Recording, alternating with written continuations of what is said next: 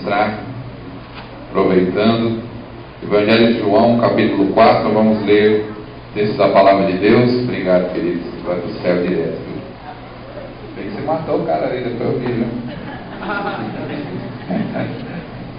Evangelho de João, capítulo 4. Quando os irmãos abrem, para mim é muito bom, muito alegre eu estou estar aqui na igreja, né? Parque Santo Antônio, igreja da Miriam, da Edivaldo, do Jamilton, né, que não está aqui, está em outra congregação, uma igreja querida aqui, e para mim é uma alegria, né? Não estou aqui só como pastor, mas como colega, né, amigo, e eu estou pastoreando lá na Zona Leste, lá do outro lado, e eu moro lá na Zona Norte, mais longe ainda, né? Então eu sou um missionário urbano, né? Eu viajo assim uns 30 quilômetros só para ir na igreja. Então realmente a gente faz missões dentro de São Paulo, né? Mas é muito bom estar aqui com os queridos e me alegro que é uma igreja que está voltada para missões, querendo começar, querendo fazer. Falaram aqui do Alan Delon, da Tamila, tive o privilégio de estarem na minha casa, estiveram comigo lá em casa, levei eles para cima e para baixo. Estão em Portugal agora, né? E estão indo agora no mês de agosto para Guiné-Bissau, né? Então vamos estar orando mesmo pela vida deles. Amém? Evangelho de João, capítulo 4. Diz assim a palavra do Senhor: Quando, pois, o Senhor veio a saber que os fariseus tinham ouvido dizer que ele, Jesus, fazia e batizava mais discípulos que João, se bem que Jesus mesmo não batizava e sim os seus discípulos, deixou a Judéia, retirando-se outra vez para a Galiléia, e era-lhe necessário atravessar a província de Samaria. Chegou, pois, a uma cidade samaritana chamada Sicar, perto das terras que Jacó dera a seu filho José. Estava ali a fonte de Jacó. Cansado da viagem, assentara-se Jesus à fonte por volta da hora sexta. Nisso veio uma mulher samaritana tirar água. Disse-lhe Jesus: Dá-me de beber, pois seus discípulos tinham ido à cidade para comprar alimentos. Então lhe disse a mulher samaritana: Como sendo tu judeu, pedes de beber a mim, que sou mulher samaritana, porque os judeus não se dão com os samaritanos? Replicou-lhe Jesus: Se conheceras o dom de Deus, e quem é o que te pede, dá-me de beber, tu lhe pedirias, e ele te daria água viva. Respondeu-lhe ela: Senhor, tu não tens com o que atirar, e o poço é fundo. Onde, pois, tem a água viva? És tu porventura maior do que Jacó, nosso pai, que nos deu o poço do qual ele mesmo bebeu, e bem assim seus filhos e seu gado? Afirmou-lhe Jesus: Quem beber dessa água tornará a ter sede. Aquele, porém, que beber da água que eu lhe der, nunca mais terá sede. Pelo contrário, a água que eu lhe der será nele uma fonte a jorrar para a vida eterna. Amém? Vamos orar mais uma vez. Põe a sua Bíblia aí na cadeira. Levante a sua mão assim. Vamos orar mais uma vez, agradecendo ao Senhor por essa palavra. Senhor Deus, te agradecemos, ó Pai, estamos aqui na Tua presença, Senhor, por tudo que já foi feito, Pai, os louvores, a adoração, a peça de teatro, a conscientização a respeito do trabalho missionário, e obrigado pela Tua palavra que foi lida, Senhor, ela é viva, eficaz. Só pela leitura dela nós já somos edificados, Senhor. Nós queremos te pedir nessa noite: fala com o teu povo, fala conosco, Senhor. Conscientiza, move o nosso coração para essa obra, esse trabalho tão importante que é fazer missões, ó Pai. Te agradecemos no nome santo de Jesus. Amém. Amém. Pode se sentar. Glória a Deus. O pastor falou que eu tenho até 1h30 da manhã. Amém? Eita glória! Eu sou pentecostal, pode dar glória aqui? Oh, aleluia! Amados, a Miriam já vem me falando há alguns meses, né, dessa data aqui. Eu não tenho uma agenda assim muito apertada, mas como eu dou aula, pastorei uma igreja, dou aula em alguns seminários aí por São Paulo, pelo Brasil. Então a gente, né, eu peço o pessoal para a gente marcar, e ela marcou já faz alguns meses, né? E para mim é uma alegria mesmo estar aqui, falar desse assunto de missões, né? Só que eu queria nessa noite que você entendesse que missões é um pouquinho mais complexo do que a gente pensa, né? E nós lemos esse texto, eu quero que você fique com a sua Bíblia aberta, e nós vamos extrair algumas coisas desse texto. Mas antes, né, o Senhor colocou no meu coração de abrir um pouco mais, além daquilo que foi falado aqui no teatro, né, uma peça muito boa, que nos conscientizou, o Senhor colocou no meu coração de abrir um pouquinho mais a nossa mente em relação ao trabalho, à obra missionária. Deus tem no seu coração missões, amém? Você sabia disso, que o coração de Deus bate por missões? E Ele fez o missionário, Deus criou o missionário. Eu queria que você prestasse atenção. A gente vai passar um vídeo aí, nosso amado vai me ajudar. O vídeo tem poucos minutos, mas eu queria que você ouvisse aí, visse esse vídeo. Ele é em inglês, mas está legendado, né? Então eu queria só apagar todas as luzes aí, para poder ver a legenda. E preste atenção, e após o vídeo nós vamos estar ministrando uma palavra.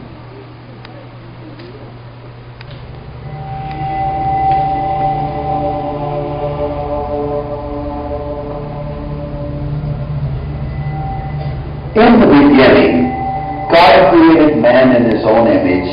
He walked with man in the cool of the Eden, but sin interrupted that union. So God created the missionary. God said, I need someone willing to say no to the status quo, no to the dream of wealth, leave their families to fly to a distant land, and learn a language they have never heard, ride in cramped buses on backs of camels, someone who would sleep anywhere, eat anything, bear the heat, and fight the breeze with a smile on their face, just to take the gospel to a people not their own.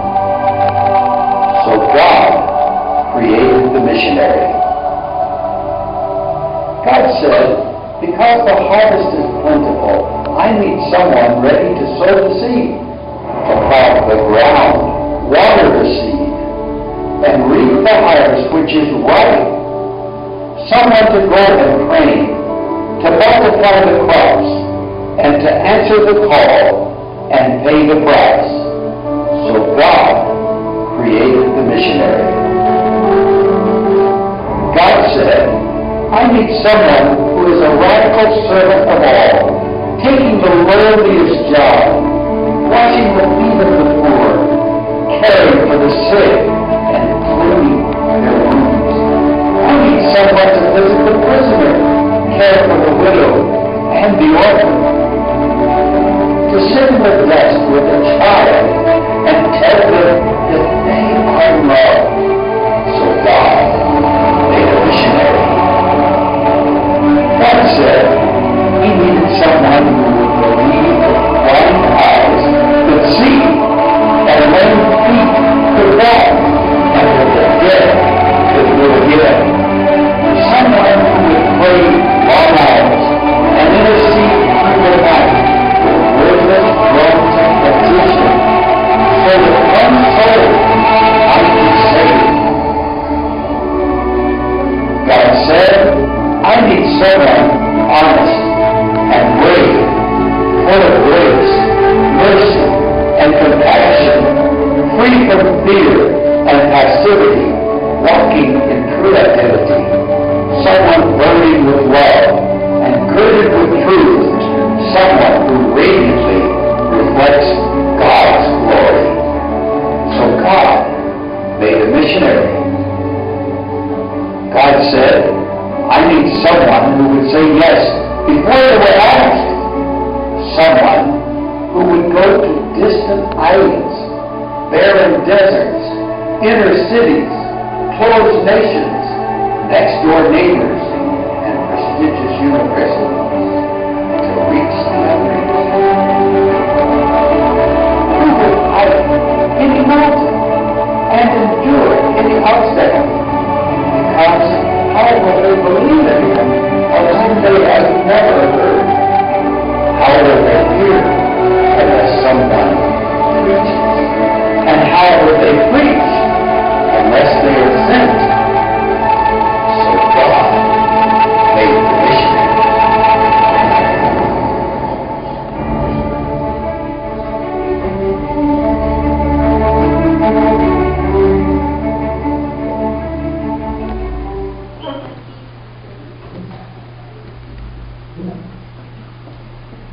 Amém? Amém. Quando estava passando o vídeo aqui, eu fiz uma caca aqui.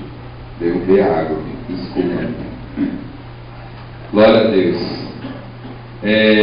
Deu para entender o vídeo? Deus fez missionários aqui nesse lugar? Então eu quero com esse vídeo introduzir essa palavra. Obrigado. Deixa aqui que vai que eu derrubo de novo, né? Introduzir essa mensagem nessa noite, pegando carona nesse vídeo, para que a gente pense e entenda que missões tem mais a ver com as necessidades do que com o lugar específico, geográfico, né? Seja aqui ou seja ali, né? E o texto que nós lemos, fica com a sua Bíblia aberta, nós vamos extrair esses princípios, né? Dentro disso que eu quero falar nessa noite sobre necessidades. E a mensagem que eu coloquei, o título que eu coloquei nessa mensagem é o poço sedento e a fonte de água viva. Amém? O poço sedento e a fonte de água viva. Você vai entender por quê. Porque foi falado aqui de missões, se colocou a janela 1040 e existem estatísticas várias que você pode, a um clique aí na internet, pesquisar. Mas eu posso dizer para você, no tempo que eu estou no Evangelho, são problemas crônicos. O que significa isso? Significa que são problemas que não estão diminuindo. Eu estou no Evangelho, já se vão 20 anos, e a janela 1040 continua do mesmo tamanho. Nós temos 3.500 povos não alcançados. O Brasil tem 350 tribos indígenas, 180 não tem nenhum missionário. E esses números não abaixam, não diminuem. Quando eu estava no seminário, eu falava, Senhor, eis-me aqui, vamos lá, e uma grande turma, e nós queremos trabalhar, queremos fazer, mas o tempo vai passando, e parece que a gente não está tendo êxito. Falando de igreja brasileira e também de igreja mundial, o que está acontecendo? Porque os números não abaixam. Recentemente eu vi uma estatística sobre cidades no Brasil com menos de 1%. Você sabia que no Brasil tem cidades com menos de 1% de evangélicos? No Brasil. E você sabe qual é o estado que menos tem evangelho? Qual o estado? Qual a região que vocês acham? A maioria vai dizer Nordeste. Não é. Não é. É Rio Grande do Sul. Você sabia que o Rio Grande do Sul é o estado menos evangelizado do país? Tem mais terreiros de macumba no Rio Grande do Sul do que na Bahia? Sabia disso? Então perceba que não é uma questão geográfica, é uma questão de necessidade, de atendermos a necessidade. Deus nos chama para fazermos missões, e a gente confundiu nesse tempo todo que missões tem a ver com um local específico geográfico. Eu tenho chamado para aqui, tenho chamado para isso. Muitas vezes se ouve, eu tenho chamado para a Índia, tenho chamado para a Espanha, tenho chamado para a África, e se esquece das necessidades que existem em todos os lugares. E eu quero com esse texto então trazer à luz essa questão. O texto, se você está com a Bíblia aberta, a história clássica de Jesus e a mulher samaritana. Jesus vai àquele lugar com a intenção de falar com aquela mulher, de mostrar a água da vida que era Ele mesmo. E nós sabemos que esse texto mostra expectativa, ansiedades que aquela mulher tem. Você conhece o texto? Esse texto mostra expectativas, ansiedades daquela mulher. Eu queria pegar carona nesse texto e colocar o seguinte: as expectativas e ansiedades dessa mulher são as expectativas e ansiedades dos povos que ainda não têm a Cristo. As expectativas e ansiedades daquela mulher representam as necessidades dos povos sem Cristo, representam as necessidades das pessoas sem Cristo, seja lá na África, seja lá em Guiné-Bissau, seja do lado da sua casa. Fazer missões tem a ver com sermos resposta de Deus para as necessidades. E esse texto, você sabe, Jesus dá uma aula de evangelismo, né? Dá um banho de evangelismo. Ele mostra realmente o que é falar de Cristo. Que a gente acha que falar de Jesus é trazer a pessoa para a nossa igreja. E isso tem a ver, está ligado, está contido. Mas a pessoa pode estar na nossa igreja e não ter Jesus no coração. Trazer as pessoas para Cristo em primeiro lugar. Esse mundo, então, é um poço sedento. Você está com a sua Bíblia aberta, aquela mulher vai lá tomar água no poço, representando o mundo. O mundo é um poço sedento. As pessoas precisam beber água, e elas estão indo buscar água. Mas muitas vezes elas não têm acesso à fonte de água viva, ou às vezes a fonte de água viva que está dentro de nós, porque a Bíblia diz que no nosso interior fluirão o quê? Rios de água viva. Todas essas fontes de água viva que estão dentro de mim, de você, da igreja evangélica, não estão disponíveis às pessoas, elas estão com sede, então elas vão buscar água. E vão buscar onde? Em poços. Só que água de poço, se você já tirou água de poço, quem já tirou água de poço aqui? É fácil tirar água de poço? Facinho. Quem tinha poço na sua casa depois veio água engranada, você deu glória a Deus, aleluia, muitas vezes. Por quê? Porque é difícil, né? Então, se você sabe o que eu estou falando, transforma isso na questão espiritual. As pessoas estão assim, querendo água, mas é tão difícil tirar água espiritual, porque a fonte de água viva não está disponível. Estão entendendo o que eu estou dizendo? Amém. A igreja de Cristo, eu e você precisamos ser essa resposta. Então, como nós vamos responder a essas necessidades? Como eu falei, eu quero que você fique com a Bíblia aberta. Nós vamos tirar aqui alguns princípios. O pastor Domingos, disse que precisamos aprender a palavra. Então, segura aí que nós vamos aprender, amém? Quem veio aprender a palavra de Deus aqui? Como responder a essas necessidades? Então, a primeira necessidade, primeira coisa, está aí no verso 3 a 6. Primeira coisa que Jesus fez, nós vamos ver atitudes de Jesus, que Ele vai nos dar essa aula, vai nos mostrar o que é realmente fazer missões. E Jesus vai então mostrar com as suas atitudes como responder a essas necessidades. Amém? Primeira coisa, Jesus se colocou onde havia necessidade. Você pode falar comigo? Jesus se colocou onde havia necessidade. Olha aí, capítulo 4, João, verso 3, diz assim: deixou a Judéia, retirando-se outra vez para a Galiléia, e era-lhe necessário atravessar a província da Samaria. Chegou por uma cidade samaritana chamada Sicar. Fala comigo, Sicar. Outras versões talvez você tenha aí na sua Bíblia de Siquém, né? Siquém ou Sicar, é a mesma cidade. O que acontece é o seguinte: Jesus estava, como diz o texto, em Judéia e ia subir para Galiléia. Então ele estava subindo. Se você já viu o mapa de Israel, né? É assim, parece aquela pera, né? Então ele estava aqui embaixo e ia subir para Galiléia. E normalmente ele não se passava pela Samaria. Não se passava pela Samaria, porque os judeus preferiam dar a volta, né? Preferiam andar pelo caminho que beirava o Jordão, onde tinha ladrões, né? Conforme a história, né, da parábola do bom samaritano, que provavelmente foi nesse caminho. Eles preferiam dar a volta por causa do preconceito que havia com os samaritanos. Se você conhece a Bíblia, você sabe que os judeus tinham um preconceito com os samaritanos, uma rivalidade. Não queria ver o samaritano e o judeu não queria ver o samaritano não queria ver o judeu. E Jesus, ele entra na cidade, senta-se ao lado do poço, e mesmo cansado da viagem, o texto diz, né, que ele está cansado da viagem, ele fica do lado do poço com sede, porque ele pediu água para a mulher, não pediu? Então ele está com sede, ok? Amém? Está acompanhando o raciocínio? Jesus entra na cidade, senta do lado do poço, ele está com sede, mas ele não toma água. Por quê? Por quê? Uma coisa que eu aprendi, amados, Jesus nunca faz o óbvio. Jesus nunca faz o óbvio. Às vezes a gente acha que Jesus está fazendo uma coisa óbvia, Jesus nunca faz o óbvio. Todos os seus movimentos são friamente calculados, né? Jesus sempre tem um propósito em tudo que ele faz e o que ele fala. Amém? Às vezes a gente pensa que Jesus está falando algo óbvio, que não devemos levar em conta, não. Jesus tem sempre um propósito. Ele entra na cidade, senta do lado do poço, sedento, mas não toma água. Ele não toma água. Por quê? Aquele poço, como você leu aí o texto, tinha um valor espiritual, né? Aquela cidade tinha um valor espiritual para os samaritanos. Muita coisa aconteceu ali naquela cidade. A cidade de Sicar, só para você ter uma ideia rapidamente, a cidade foi o palco de algumas coisas. Lembra da aliança de Deus que Deus fez com Abraão? Lá em Gênesis 12, Deus mandou Abraão fazer um altar? Foi em Siquém, foi em Sicar.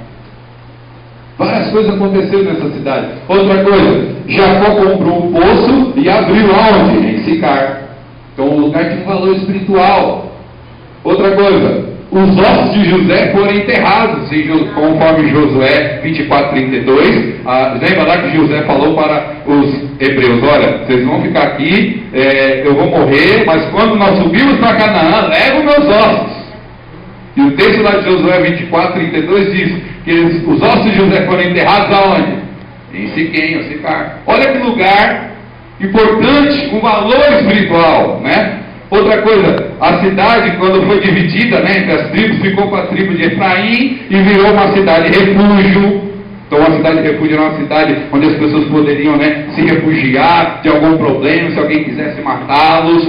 Sicar era uma cidade refúgio.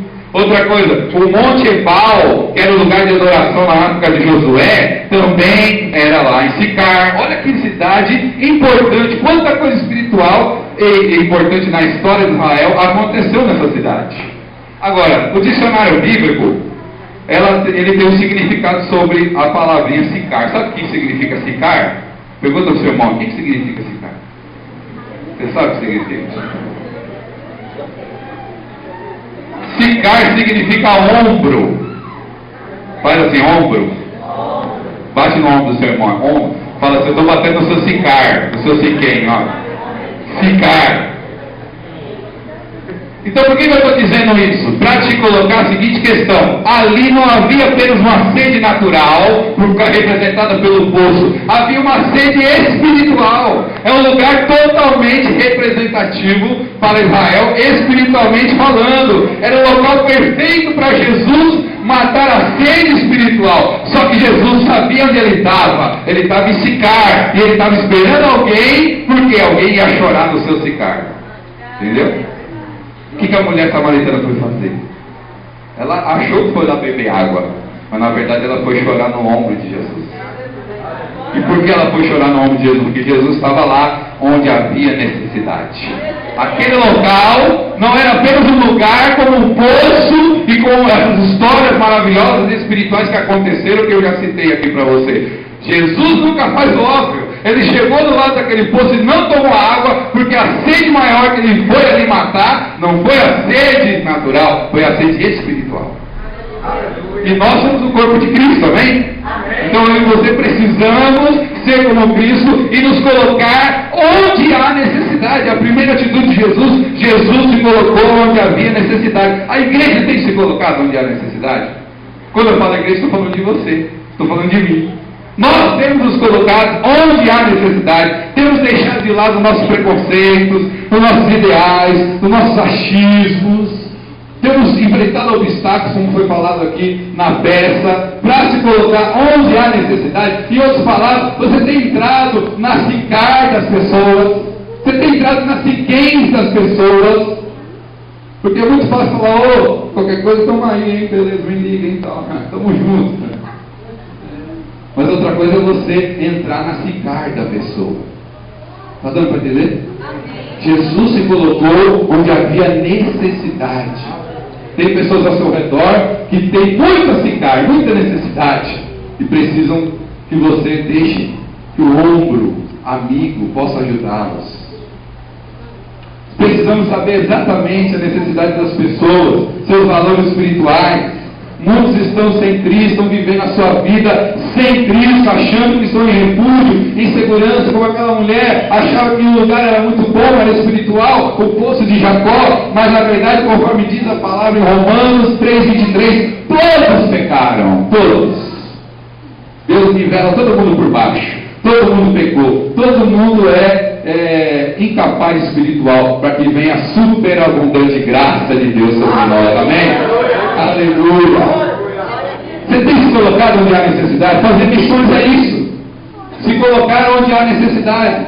E eu volto a falar, lembra que eu falei no início do problema crônico? Se você pesquisar em qualquer estatística sobre missões, 93% do esforço missionário está no mundo já evangelizado.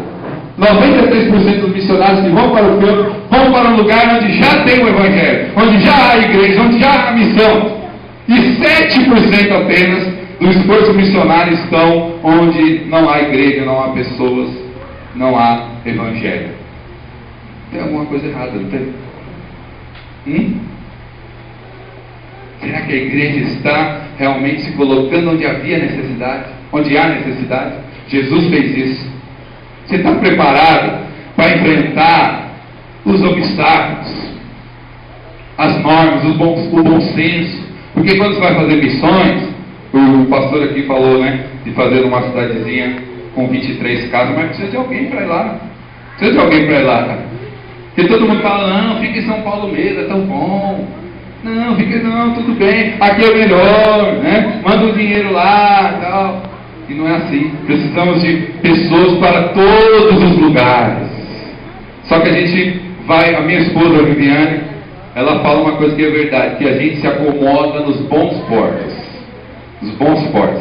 O que representa os bons portos? Lá em Atos 28, quando Paulo passou o naufrágio terrível, né? Quase morreu no naufrágio, no barco, você conhece a história, ele aportou num lugar chamado Bons Portos. E aí depois ele tinha que continuar a viagem, porque ele queria ir para Roma. Ele falou, eu vou até César. E o texto diz que ele ficou em Bons Portos. Gente, quem passou o naufrágio, quase morreu, vai entrar no navio de novo? É ruim, hein? Você entraria? Quase morreu, perdeu a vida. Você está agora nos Bons Portos, você vai voltar para o navio? É ruim, né? Quem entraria? E muitas vezes a gente está assim nos bons portos.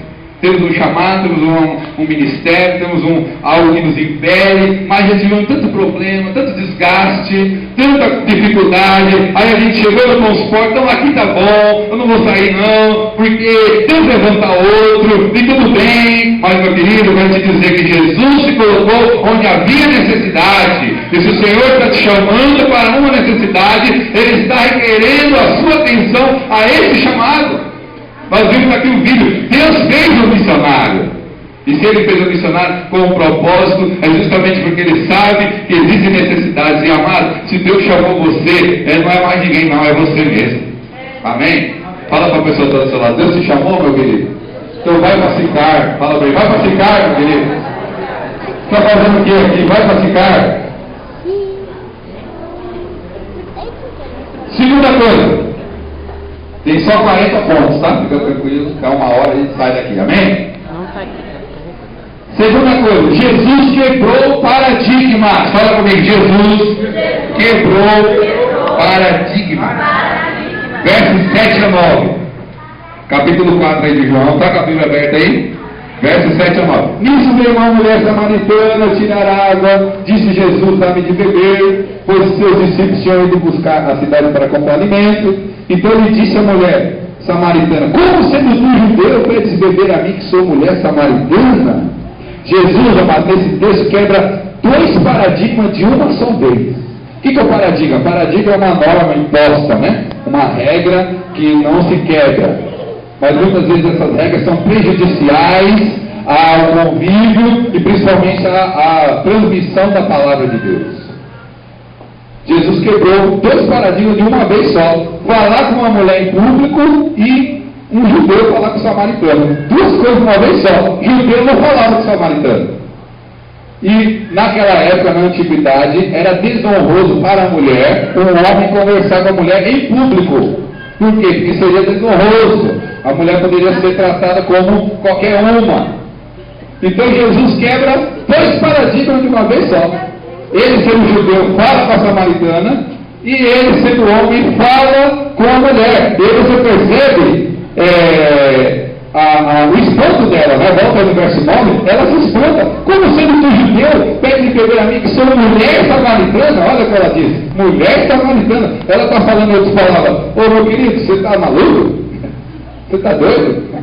Eu sou judeu, você é samaritano. Eu sou samaritano, você é judeu. E eu sou mulher, está falando comigo em público. Mas Jesus quebra dois paradigmas de uma vez. Porque ele sabia que havia uma necessidade.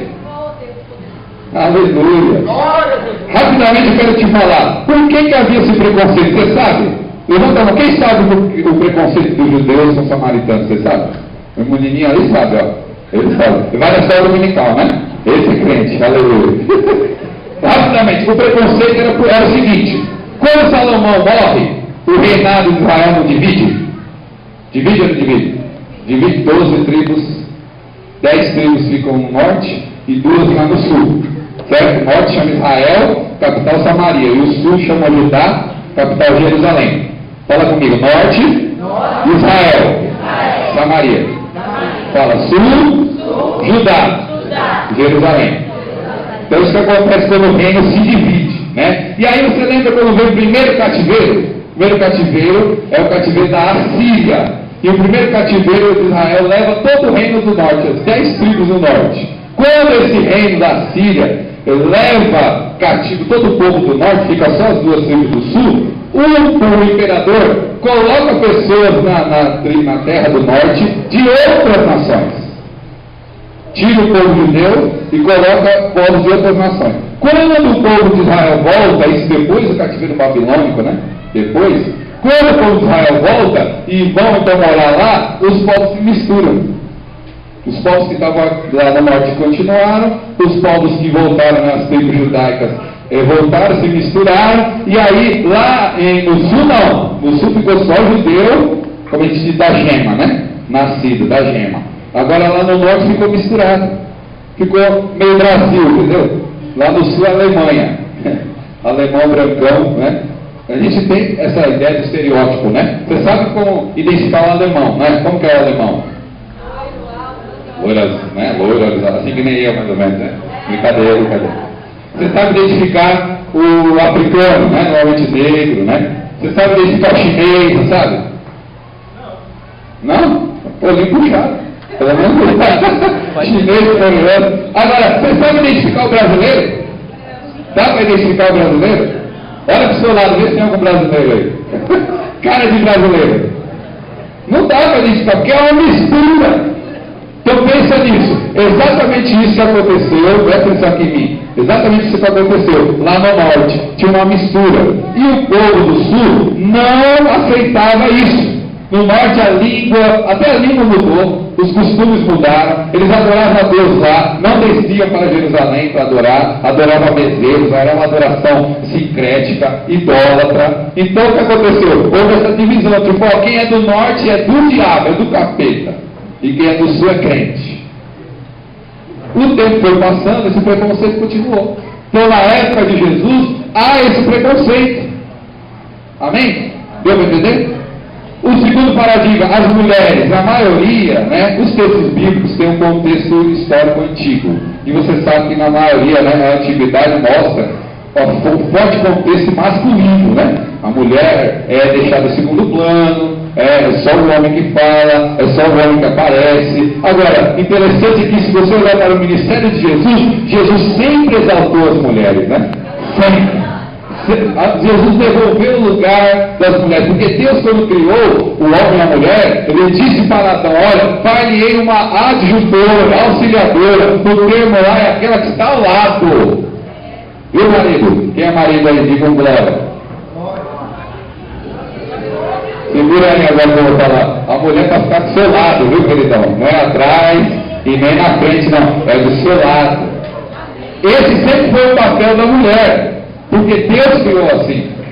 Aí a história mostra que é um contexto forte, predominantemente masculino, mas Jesus, no seu ministério, ele sempre valorizou a mulher. Você pode ver Maria, sua mãe, Maria Madalena e outras. Então, esse preconceito contra as mulheres não era do agrado de Jesus. Por isso Jesus quebra 2 paradigmas logo de uma vez. Ele não tinha nada a ver com o preconceito que os judeus tinham com os samaritanos, e ele não aceitava também o preconceito das mulheres. Amém? Amém.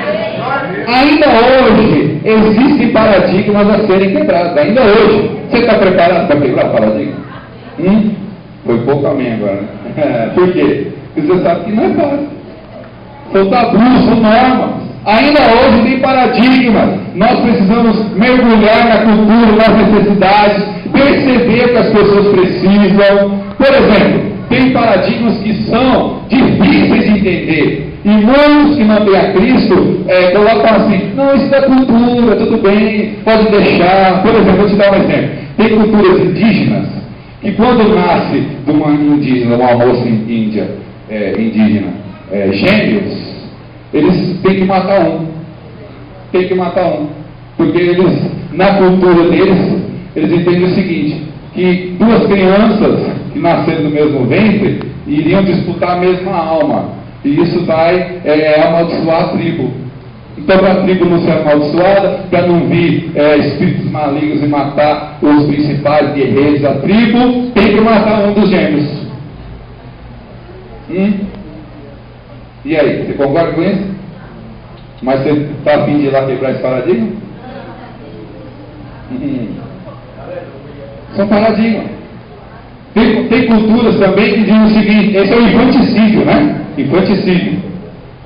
Tem culturas que dizem o seguinte, que se alguém morreu, não tem essa de morrer de doença, morrer natural. Alguém matou. Ou lançou feitiço, alguma coisa. E normalmente quando a pessoa é casada, o homem, se o homem morreu, a culpa, 95% deve ser da mulher.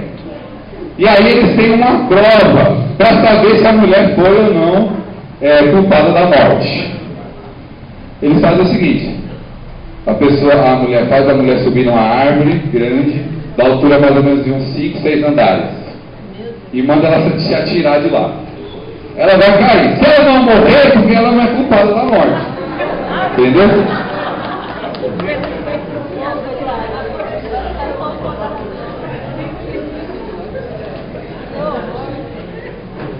Você está dando risada porque você não é de uma cultura dessa, né? Damos risada porque não são nossos gêmeos que estão sendo mortos. São paradigmas culturais.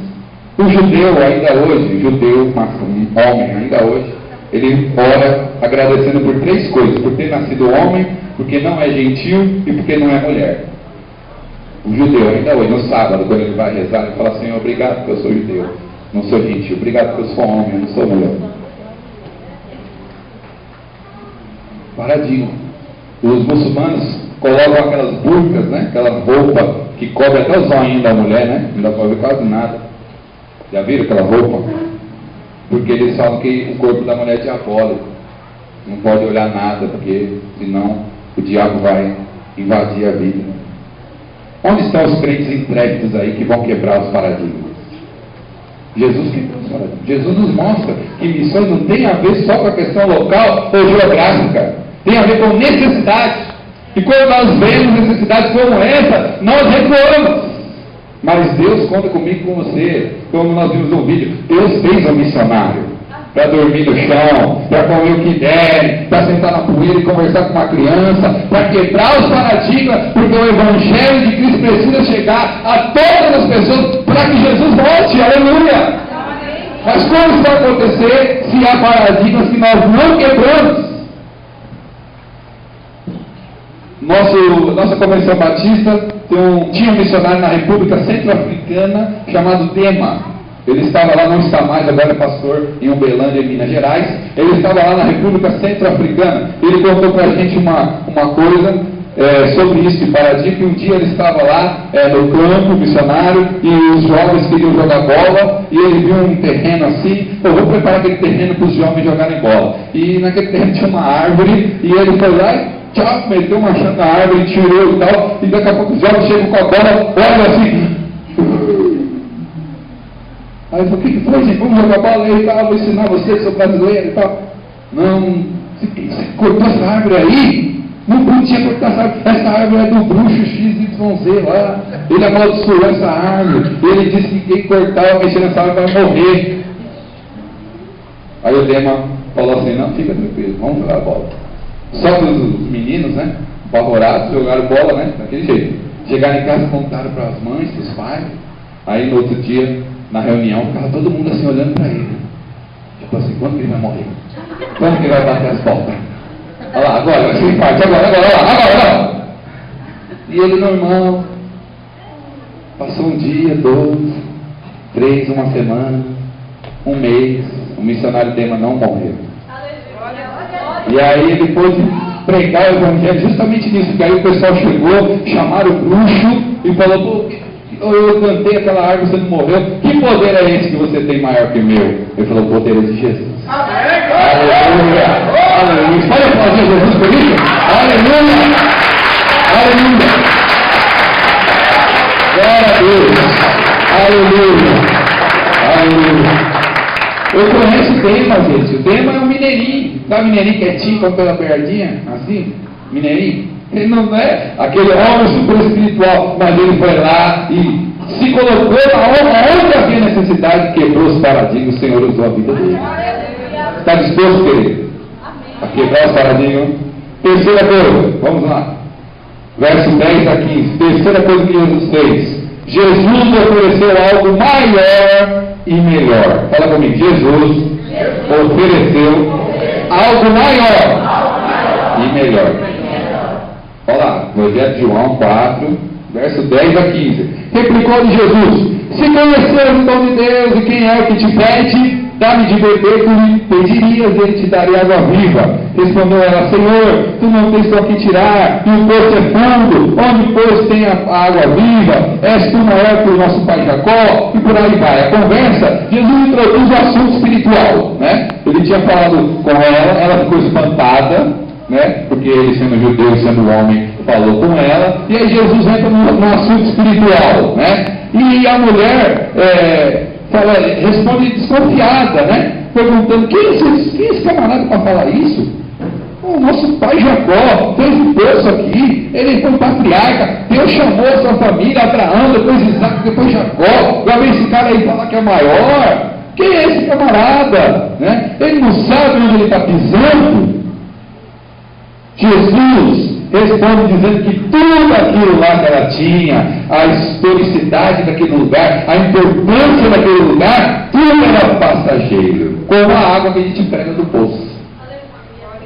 Por isso o poço é sedento. É difícil por demais pegar a água do poço. E quando acaba, a gente pensa: tem que pegar de novo.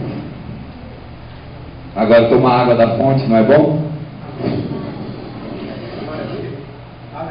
Jesus mostrou para aquela mulher que há algo maior e melhor. Chega de tomar água de poço, toma água da fonte. Ele diz para ela: se você souber quem é que está te pedindo água viva, mulher, você não sabe quem sou eu. A mulher tinha que pegar água todos os dias, porque nunca é suficiente. A sua vida espiritual não era suficiente, mas Jesus afirma: se ela tomasse da água que ele lhe der, nunca mais ela ia ter sede. Aleluia! Você não conhece pessoas assim? Que estão no poço, estão tendo uma vida, desculpa a expressão, desgraçada, uma vida toda vez no poço, cada vez se afundando mais. Ela acha que aquilo é a solução, é a droga, é a bebida, é o vício, é uma profissão, é um casamento, e a pessoa está assim, cada vez mais enrolada, cada vez mais profunda nesse poço, e a coisa não acontece, a coisa não é melhor. E nós, como igreja, temos algo que é maior e melhor. Não é água do poço, é água da fonte, a fonte da água viva para a palavra de Deus. Aleluia! É maior, é melhor. A questão é que nós precisamos acreditar no poder dessa água viva, no poder desse Evangelho. Será que nós acreditamos realmente no poder do Evangelho? Como Paulo fala em Romanos 1,16, o Evangelho é o poder de Deus. A palavra poder no grego quer dizer dunamis, explosão, dinamite. O Evangelho não é uma historinha apenas de um homem que lá 32 mil anos atrás morreu. Não, é algo poderoso. Se invadir, entrar na casa da pessoa, na família, no coração da pessoa, faz um estrago. Esse é o Evangelho, é o poder de Deus.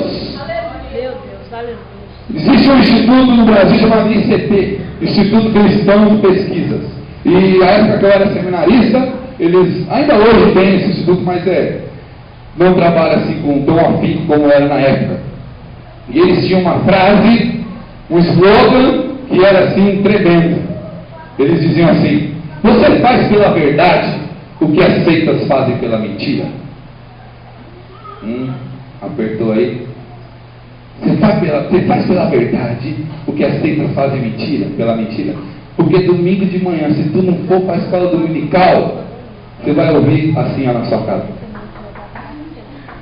dá licença, eu sou aqui da sentinela, eu queria vender uma revistinha, porque você sabe que o milênio vai ser aqui, né? Você sabe que só vai 144 mil para o céu, né? A gente que começa com aquele preço, sabe quem eu estou falando, né?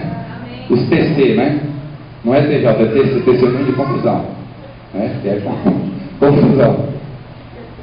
Mas domingo eles estão lá. Todo dia eles estão lá. Você já foi no Salão do Reino? Ou já passou na frente do Salão do Reino? Ó, lotado. Pastor Paulo Romero, que era do ICB, ele ainda hoje prega nessa questão apologética. Ele falou que um dia foi numa igreja batista, entrou na igreja batista, sentou no primeiro banco, culto aconteceu, glória a Deus, foi embora, ninguém nem deu um paz do Senhor, nada. É como se ele não existisse. Aí ele falou que chegou no Salão do Reino. Quando ele botou o pé no Salão do Reino, testemunho de Jeová, ô irmão, aleluia, está sentado aqui, você vai sentar do meu lado, viu? Olha que tal, ele quase se converteu, quase se converteu. Quase que eu vi, testemunho de Jeová, só pelo amor, pelo carinho. Se você conhece seitas, ou você já foi para uma seita, você sabe o que eu estou dizendo. Eles são trabalhadores. E aí essa é a minha pergunta para nós. A gente faz pela verdade que as seitas fazem pela mentira. Mas nós somos do exército que tem um general invicto. Aleluia. Jesus nunca perdeu. Aleluia, ele é invicto. Nós agora vamos se tratar o evangelho dessa forma, usar dessa forma esse poder, usar tudo que estiver ao nosso alcance para levar as pessoas para o céu. É bem verdade que as pessoas vão resistir, vão criticar, vão te ofender. Ah, amiga, ah, crente, é trouxa, vai dar dinheiro pro pastor lá, trouxa. Vai lá na igreja. Vão te ofender, vão criticar. E mais, vocês vão usar da própria família, pessoas da própria família. Olha lá, vai lá. Você sabe quem tem cabeça fraca? Os irmãos Edivaldo da Miriam, conhece o pastor Rubinho, né? Pastor Rubinho, ele contou uma vez a vida dele que eu achei interessante. Ele contando o testemunho, né? Ele disse que foi num lugar, no evangelismo, e a pessoa estava cantando rap e tal, um rapper lá, e aí ele falou da vida dele. Oh, que antes de aceitar Jesus, eu era drogado, eu era bêbado, fazia isso, eu matei, roubei, tal. Por isso eu precisava de Jesus, e o Senhor me encontrou, aleluia, amém, amém? Amém, glória a Deus. Só que a gente faz essa visão de que o Evangelho é só pra gente assim. Vamos falar a verdade, não é assim que a gente pensa? Aí o Rubinho, que é o presidente hoje da convenção, eu chamo ele de Rubinho, porque vi a conversão dele e tudo. Ele falava assim, aí ele foi pregar, né? Ele tomou uma palavra e falou assim, olha, eu tinha tudo do bom e do melhor. Nunca faltou nada. Minha lua de mel foi em Miami. Sempre tive tudo. 2 carros, relógio Rolex, sempre tive tudo. Nunca me faltou nada. Prezaram meu pai, minha família abastada. Mas eu era pecador, não tinha Jesus no coração. Eu precisei de Cristo, Ele entrou na minha vida e hoje eu sou salvo. Amém? Então a gente acha que o Evangelho é só para aquele que está, desculpa, vocês são lascados, né? E não é para o lascado, é para o bom, é para todos. Porque o Evangelho tem o poder de salvar todos. Não é só uma questão geográfica, não é só na periferia. Os ricos, os mais ricos dos ricos, aquele que passa na televisão, que está na revista Caras, que a gente vê no cabeleireiro, eles também precisam de Cristo. O Evangelho tem poder também para salvá-los. Agora, eles estão buscando água de poços e nós temos a água viva. Não está na hora da gente se levantar e oferecer algo maior e melhor? A Bíblia diz que nós somos embaixadores de Cristo. Fala, seu irmão, você é um embaixador, meu irmão. Toca no cicar dele aí, toca no cicar dele. Você é um embaixador, meu irmão. Você pode pisar serpente, escorpião, e nada vai lhe fazer dano. Aleluia! Diz a palavra do Senhor. Nós temos algo maior e melhor para oferecer. Amém, amados? Você crê nisso? Quarta coisa, está acabando. Versos 16 a 18. Versos 16 a 18. Jesus confrontou o pecado da mulher. Fala comigo. Jesus confrontou o pecado da mulher. Versos 16 a 18 de João 4. Disse-lhe Jesus: vai, chama teu marido e vem cá. Ao que respondeu a mulher: não tenho marido. Replicou-lhe Jesus: bem disseste, não tenho marido. Porque 5 maridos já tivesse, esse que agora tens não é teu marido. Isso disseste com verdade. Jesus prossegue conversando com a mulher, e na altura do campeonato, ela já está sem defesa, né? O cara falou comigo, é judeu, falou em público comigo que eu sou mulher. Hoje o cara falou que ele é mais importante que nosso pai Jacó. Esse cara deve ser profeta, esse cara deve ser importante, é um homem de Deus. E as defesas dele foram abaixando, né? Você já conversou com alguém que às vezes está assim, e aí você vai conversando, você percebe que a pessoa vai abrindo? Já conversou? Você vai falando, somente que a gente tem relacionamento. Amado, a maior arma para a evangelização chama-se relacionamento. Tenha relacionamento com a pessoa do seu trabalho, da escola, da faculdade. Não quer os relacionamentos, não. Porque às vezes a pessoa não vem na igreja, não ouve o evangelho, não liga a televisão, rádio, nada, mas ela ouve você. E aí você fala da primeira vez do Corinthians, a segunda vez você fala da Copa, a terceira vez você fala do salário, a quarta vez você fala da chuva, a quinta vez você fala que é crente, a sexta vez você fala de Jesus, na sétima você está orando por ela. Relacionamento, as defesas vão baixando. Só que tem uma questão. Na altura do campeonato, Jesus tinha a mulher na mão, né? Ele podia, né? Agora é a hora que eu vou falar, né? Da esperança, que eu sou o Messias. Só que tinha um detalhezinho, uma questão na sua vida que Jesus sabia muito bem. Havia pecado. Havia pecado. E Jesus não passou a mão na cabeça daquela mulher. Se fosse qualquer um de nós, a gente ia deixar assim, não, um outro encontro, uma outra oportunidade a gente fala, então a gente conversa disso sobre ele depois, né? Não, eu não vou falar nada porque vai que ela vai embora, eu tenho medo de perdê-la. Se fosse qualquer um de nós, a gente deixaria para lá, um outro dia a gente falaria, mas Cristo confrontou o pecado daquela mulher. Ele viu que havia pecado. Se fosse qualquer um de nós, não, pensa comigo, você que está acompanhando o texto aí, parece que Jesus pegou pesado, né? Jesus pegou pesado com a mulher. Puxa vida, ô Senhor, vai devagar. Não, mas havia pecado. Jesus não passou a mão na cabeça. Olha o que diz o texto 16, o verso 17. Replicou-lhe Jesus, bem disseste, não tenha marido. Verso 18, porque 5 maridos, gente. Não, você não entendeu. 5 maridos. Essa mulher, acho que ela devia ser amante de muitos homens naquela cidade. Já devia ter separado, adulterado, devia ter destruído muitos casamentos. Pensa nisso. Aquela mulher era a desgraça daquela cidade, amante de um e outro. Jesus fala e ela afirma: 5 maridos. E o marido que está, quer dizer, o sexto, não é dela também, é de outro. Olha a vida que aquela mulher está levando. E Jesus não passa a mão na cabeça. Agora, pensa comigo, se você é um observador, você vai entender. Olha o que o verso diz aí, que ela vai buscar a água na hora 9, não é isso? Não é isso que diz o texto? Desculpa, hora 6, Evangelho de João 4:6. Assentaram-se Jesus à fonte por volta da hora 6. Não é isso? Não é isso que diz a sua Bíblia aí? Você sabe o que quer dizer hora 6? É uma expressão judaica para meio-dia. Presta atenção comigo, segue o raciocínio. Aquela mulher tinha 5 maridos, o que ela tinha não era dela. A vida dela era pregressa. Por que você acha que ela ia buscar água ao meio-dia? O que acontece com o sol ao meio-dia? Sol a pino, como a gente diz, né? E pegar água de poço, vocês já falaram que não é fácil. Você já tentou pegar água no deserto, num poço, meio-dia? Quem faria isso? Quem? Não, mas normalmente ninguém faria. Ninguém. E por que ela foi lá buscar água meio-dia? Porque ela sabia que não ia encontrar com ninguém. Porque ela não queria ser mais uma vez, talvez espancada, humilhada. Olha lá, roubou meu marido, aquela safada. Olha lá, pega ela. Foi buscar água ao meio-dia. Na verdade, no sol mais brilhante do dia, ela estava se escondendo. Por causa do pecado. O pecado faz isso. Esconde as pessoas, mesmo na luz. Ora, meio-dia buscar água, quem faz isso? Alguém que está se escondendo.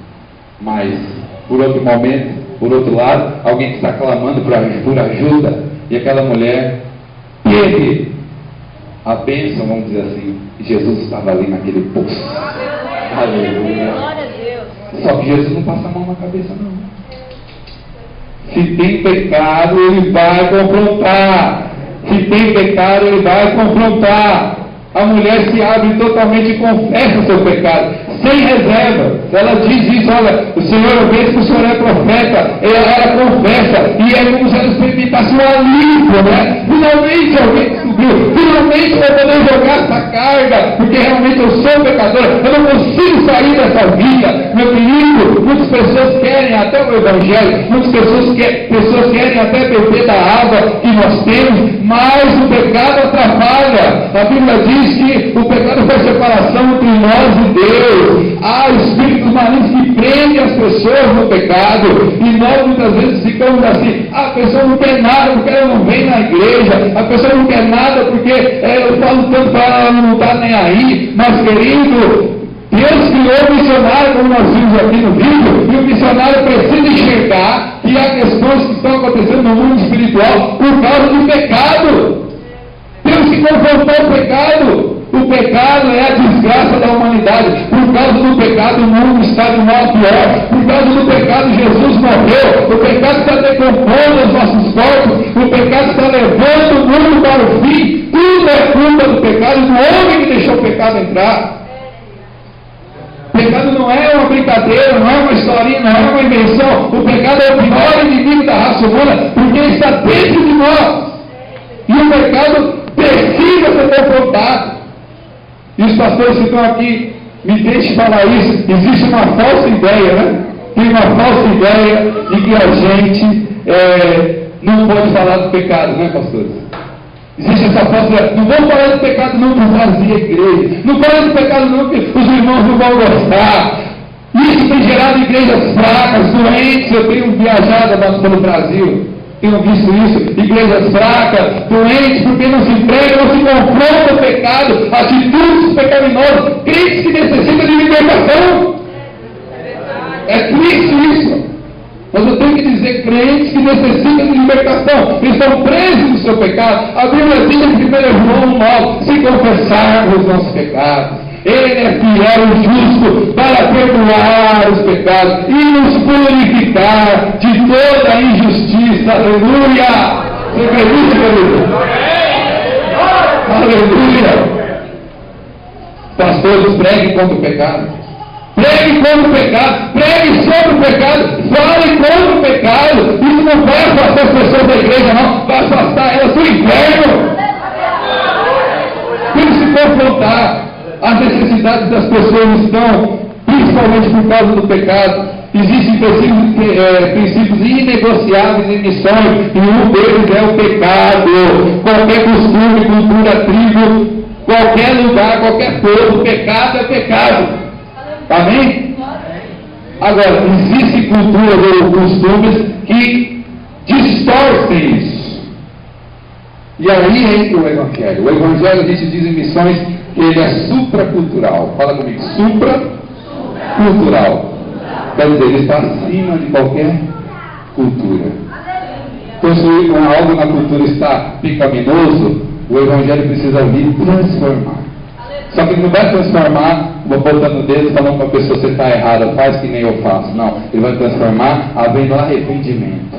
E como vai haver arrependimento? Quando nós confrontarmos. A evangelização, amados, ela compreende levarmos as pessoas até Cristo, até o ponto que ela entenda que ela é pecadora. Muitas vezes a gente acha que evangelizar é assim: a gente traz para a igreja, convence a pessoa a fazer como assim ou aquilo, põe a Bíblia debaixo do braço da pessoa e acha ou pensa, subentende que ela se converteu. Mas se converter tem a ver com valores internos. A pessoa precisa ser confrontada. Se você se converteu de verdade, você sabe o que eu estou dizendo, porque isso aconteceu comigo. Um dia eu falei: eu vou para o inferno se eu não aceitar a Cristo, eu vou para o inferno se eu não mudar a minha vida. Eu fui confrontado pelo Evangelho. E hoje nós estamos vivendo uma geração que não há mais arrependimento, não há mais confronto. Tudo é legal, tudo pode, tudo é gospel. Eu gosto de rock, eu gosto de música, eu gosto de tudo isso. Mas tudo tem um limite. Não pode entrar na área do pecado. Tem princípios que são inegociáveis. Jesus não passou a mão na cabeça daquela mulher. Quando você fizer missões ou pregar o evangelho, não é para passar a mão na cabeça da mulher, das pessoas, porque senão vão parar de mandar sustento, ou a igreja vai parar de dar o dízimo. Quem cuida da igreja é o Senhor. É o Senhor que cuida da igreja. Não confrontar significa que o evangelho está sendo misturado. Missões existe onde o louvor não existe. Pode falar comigo? Missões existe onde o louvor não existe. Onde não